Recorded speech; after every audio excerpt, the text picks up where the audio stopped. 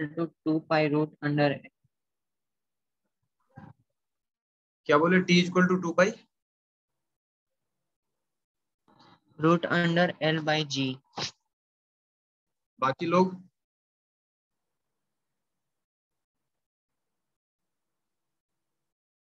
एक बच्चे का आया,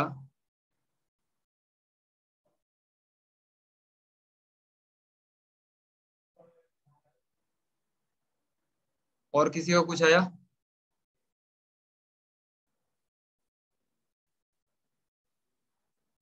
उसी एंड अंजलि?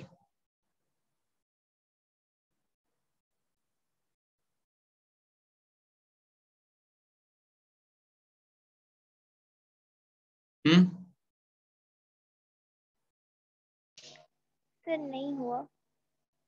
एनीवे चलेगा, कोई बात नहीं। हालांकि आंसर करेक्ट आया आपका।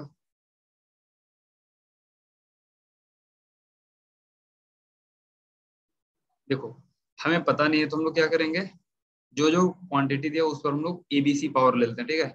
एक तो आपको लेंथ दिया हुआ है, period of oscillation of simple pendulum depends upon, first part दिया है length L of the thread, density of the bob second है, and third is acceleration due to gravity ji.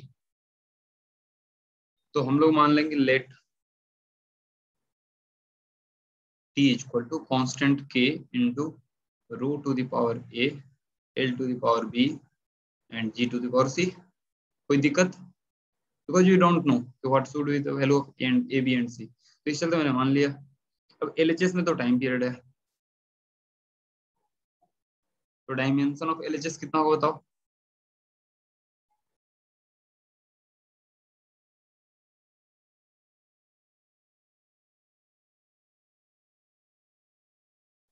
M zero, क्योंकि M हमें comparison में use होगा, L zero T, चलेगा। अब dimension of RHS लिखो।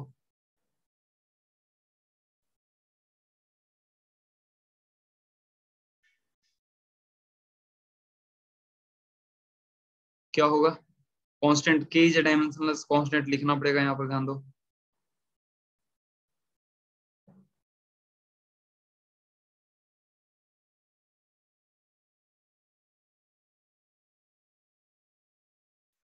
तो आरएचएस का डायमेंशन क्या लोगे? के का तो कोई डायमेंशन है नहीं। रो का डायमेंशन आपको पता है क्या होता है, बताओ कोई, एनीवन?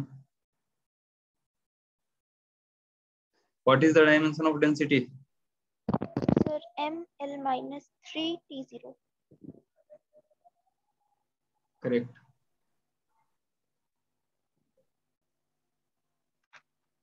फिर दूसरा लेंथ है तो केवल एल होगा, यहाँ पावर ए है, यहाँ पर पावर बी दिया हुआ है, फिर जी है, L T to the power -1, sorry -2 ना, टू द पावर सी हो गया। ध्यान देना, अगर कोई सीक्वेंस आगे पीछे ले लिया हो, जैसे मैं जहाँ रो लिया हूँ, रो के पावर ए किया हूँ, आप अगर एल के पावर ए लिखे हो तो आपको डरना नहीं है, आंसर विल नॉट चेंज, ठीक है। आपको ए बी सी का वैल्यू जो आने वाला है according to the ingredient you have taken at their respective locations, ठीक है। जो भी डिपेंडेंट वेरिएबल को जिस लोकेशन पर लिए हो उसके अकॉर्डिंग आपको पावर आ जाएंगे, you don't have to be worried. मेरी बात समझ आ रही है? तो चलो आरएचएस में इसको एग्रीगेट कर देते हैं। एम कहीं पर और है नहीं, तो एम का पावर ए है बस। एल का पावर देख लेते हैं, तो -3a प्लस बी प्लस सी। टी का पावर देख लेते हैं, तो एक ये वाला तो जीरो हो गया, एल पर भी जीरो है, -2, ठीक है। अब comparing dimension of LHS and RHS.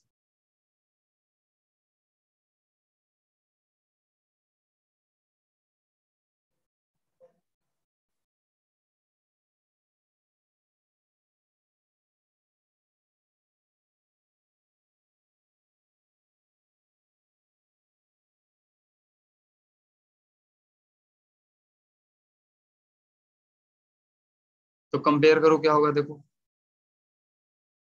तो एलएचएस में एम का पावर क्या है? 0। आरएचएस में एम का पावर क्या है? ए।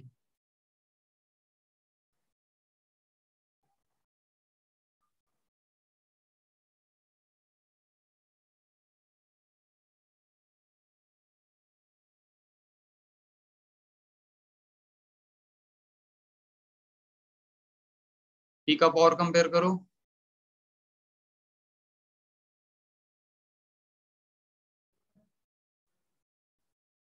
सी का वैल्यू माइनस हाफ हो गया, ए का पावर 0 है ही तो ये 0 हो गया, तो बी कितना हो गया, इसमें डालो सारा वैल्यूज, देखो क्या आता है।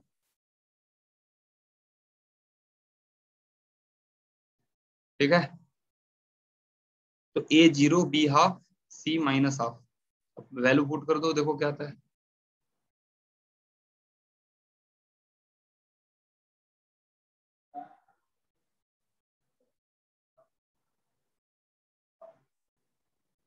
रो के पावर 0, उसके बाद एल था, एल का पावर हाफ, फिर जी था, और के का वैल्यू 2 पाई बोल रखा है।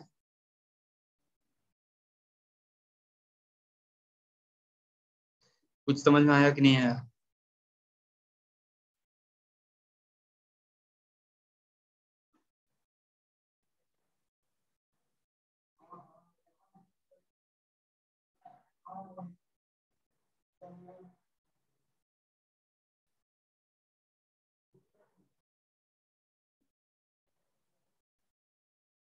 कुछ समझ में आया कि नहीं आया?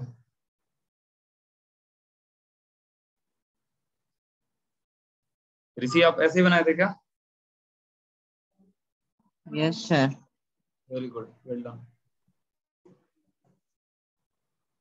बाकी बच्चों समझ में आया कि नहीं? Yes, sir. Sir. अगला क्वेश्चन देंगे तो बन जाएगा कि नहीं? Yes, sir.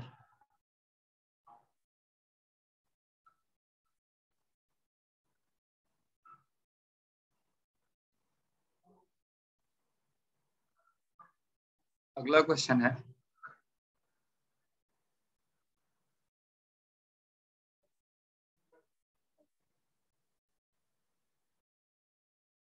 Force of fluid friction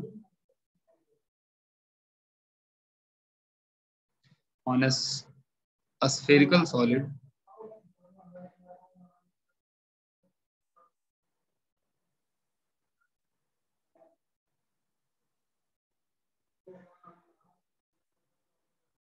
moving inside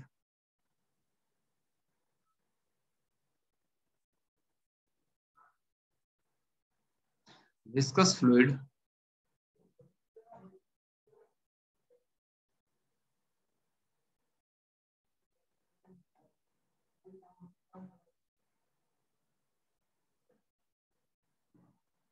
depends upon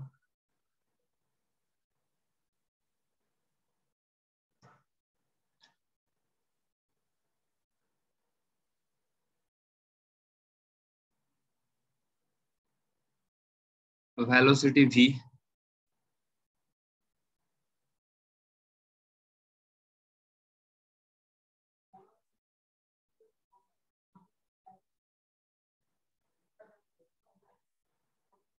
coefficient of viscosity,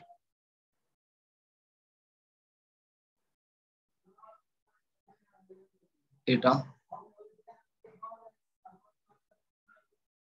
and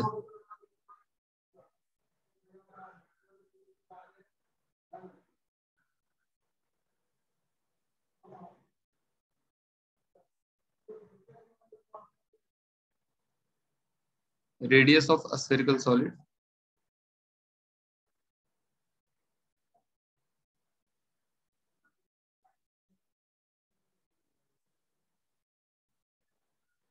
ठीक है,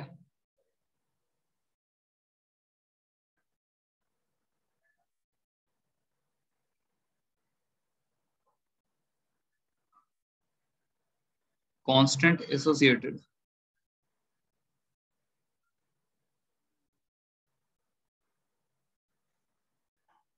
with the expression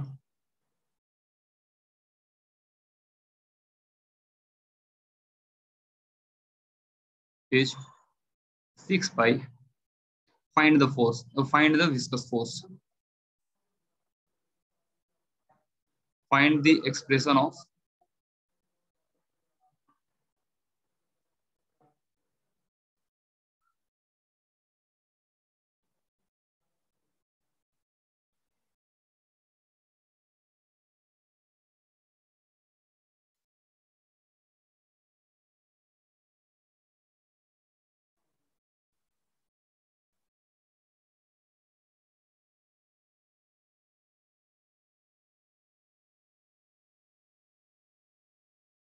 चलो कैलकुलेट करो। I am not going to help any more. ये आपको करना है और माइंड में रखना। इसी चलते मैं पहले ही डायमेंशन सारे चीज का बता दिया, ताकि कहीं भी अगर आपको डाउट रहे you can take the help of that part. तो डायमेंशन ऑलरेडी इसमें जो भी इंग्रेडिएंट यूज्ड है, जो भी डिपेंडेंट्स यूज्ड हैं, उनका डायमेंशन आपको ऑलरेडी बताया हुआ है।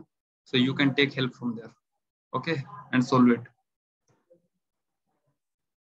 Expecting no help.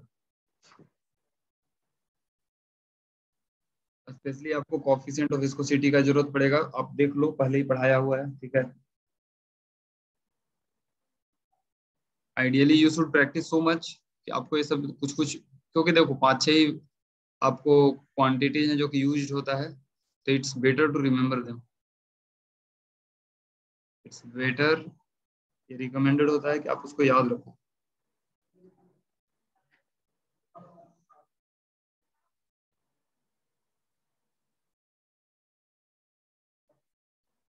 Now it's your turn, आपको देखना है, बनाना है, बताना है।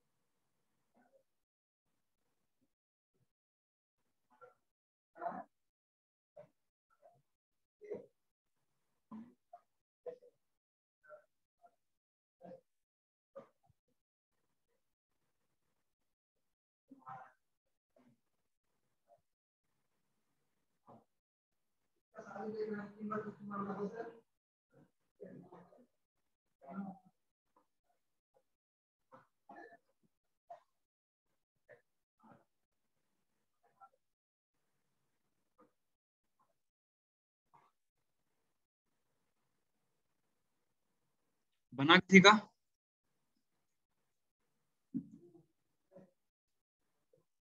बच्चे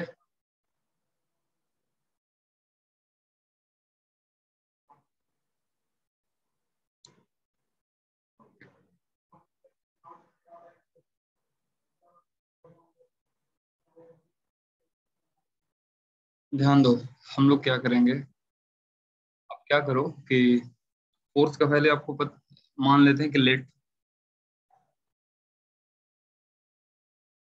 लेकिन सुनो आप लोग क्या करो, जिनको भी प्रॉब्लम हो रहा है सोल्व करने में, if you are unable to solve, कम से कम बनाने के बाद जो मैं बना करके देता हूँ ना, आप उसको 2-3 बार जरूर प्रैक्टिस किया करो, ठीक है। कांस्टेंट के क्या क्या दिया है बताओ, वेलोसिटी v, तो v to the power a दे दो, फिर एटा है, eta to the power b दे दो, फिर रेडियस है r to the power c कर देंगे, ठीक है। कोई दिक्कत यहाँ तक? अब LHS का राइट डायमेंशन लिखो।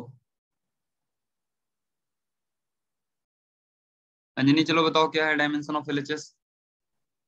Sir MLT -2। क्या बोले, फिर से बोलो। Sir MLT minus 2। हाँ, फोर्स का डायमेंशन आपको पता है, वेरी गुड। आरएचएस का डायमेंशन बताओ। और नहीं भी याद है तो फोर्स को मास इंटू एक्सेलरेशन कहते हैं, mass capital M, acceleration metre पर सेकंड स्क्वायर, मतलब LT-2। आरएचएस डायमेंशन क्या होगा? Sir LT minus 1 to the power A into तो कौन, एम ऑफ कोर्स यहाँ पर एल ध्यान देना, एग्जाम में ये चीज बार बार लिखना होगा। क्या? A is equal to dimensionless constant। Dimensionless constant. चलो, तो डायमेंशन ऑफ v वेलोसिटी होता है क्या? LT-1। Very good, power A. Eta का याद है किसी को? Sir ML minus 1 T minus 1 to the power B into L to the power C। चलो खुशी, तुम बताओ फाइनल क्या होगा? m का पावर क्या होगा?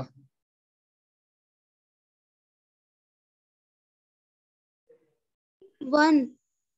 एक m का पावर 1 क्यों रे?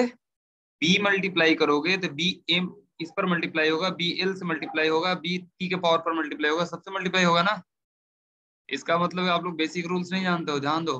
अगर a इंटू बी इंटू सी के पावर d करते हो, इसका मतलब क्या हुआ?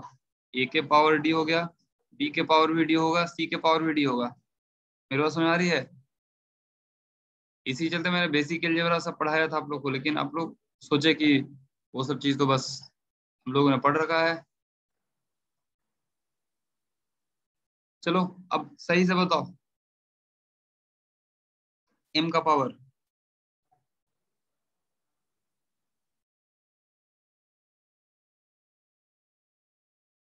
उसी तुम्ही को बताना है, दूसरा कोई नहीं बताने वाला है। माइंड वर्क हो, मैं बताने वाले हैं लेकिन आई am not expecting from others, only from you now.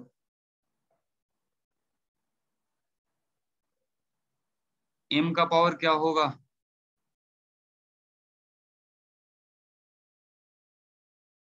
हम्म, तो B होगा। हाँ m का पावर b। l का पावर बोलो। -B। बस -b हो गया। आपको देखना होगा l का पावर कहाँ कहाँ है, ध्यान दो। l यहाँ पर पावर a दे रहा है, यहाँ पर -b देगा, और l यहाँ पर पावर c देगा। अब समझो, हमने बोला l के पावर एक a आ रहा है इंटू l के पावर -b आ रहा है इंटू l के पावर c आ रहा है, तो बेस सेम रहता है, ये भी मैं इसी चलते बताया था। तो क्या होगा? पावर ऐड हो जाता है।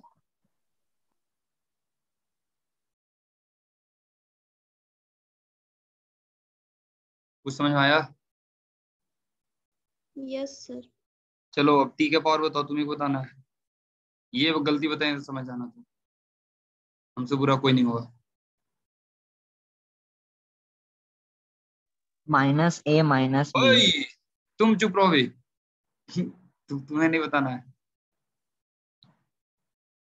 खुशी, चलो तुम बताओ।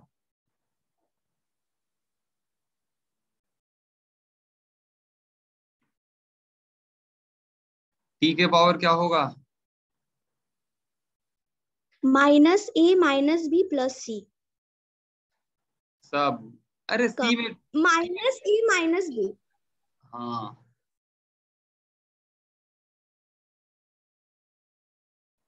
चलो कंपैरिजन करो। इसका मतलब कि आप लोग को यही नहीं लिखने आ रहा है तो कंपैरिजन क्या कर पाओगे बताओ? अभी हमें समझ में आया।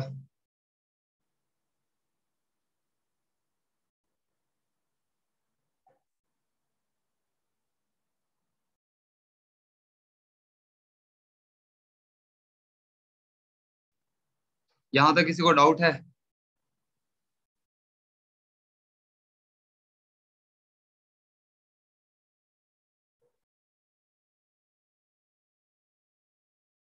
तो क्या कहेंगे बताओ? एम का पावर इक्वेट करो तो क्या हो जाएगा? b = 1। एल का पावर इक्वेट करो, चलो।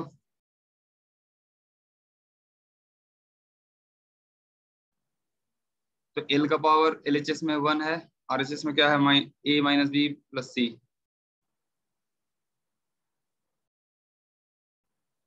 जिसमें बी का वैल्यू ऑलरेडी 1 नोन है, तो ए प्लस सी कह सकते हैं क्या, 2। टी का पावर इक्वेट करो तो क्या होगा, इधर है माइनस ए माइनस बी और इधर है -2, मतलब कि a plus b equal to 2।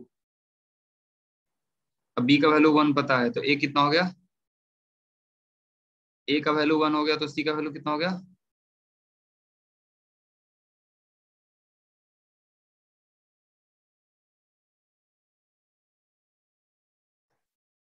तो हो तो गया रे, क्वेश्चन में कांस्टेंट k का वैल्यू दिया ही हुआ है, तो f कितना हो गया, 6 पाई एटा v r, यही होता है। और माइंड में रखो, ये फ्लूइड चैप्टर में आपको यूज होने वाला है, वहां भी एक ही मेथड है प्रूफ करने का, इसको यही मेथड होता है, ठीक है। ये सीबीएसई में इसी चलते पूछा जाता है क्वेश्चन रिपीटेडली। तो आई थिंक यहाँ तक किसी को डाउट नहीं होना चाहिए। ये आपका 3 मार्क्स का क्वेश्चन है, जो कि बोर्ड एग्जाम के 11th एग्जाम के एंड में आपको पूछा जाएगा क्वेश्चन, ठीक है। तो I think there is no doubt how to solve such questions. कि किसी को डाउट है यहाँ तक? अगला क्वेश्चन सबको बनाना है without any help from me, okay.